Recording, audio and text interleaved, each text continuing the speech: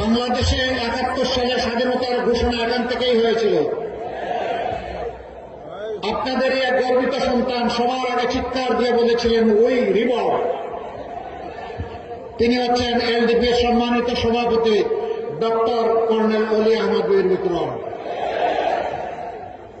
জিয়াউর রহমান সাহেবকে হাতে ধরে সামনে এগিয়ে নিয়ে গিয়েছিলেন।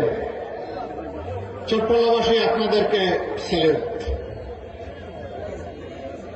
এই গর্বিত ইতিহাসের আপনারাই সূচনা করেছিলেন।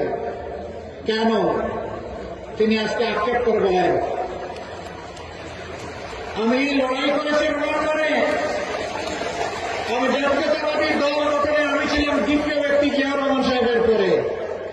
তিনি এখন বলেন আমি এখন বিএনপিতে নাই, আমি থাকতে পারি না, কারণ এটি জিয়াউর রহমান সাহেবের বিএনপি নয়। তিনি বলেন এটি বেগম জিয়ারও বিএনপি নয়।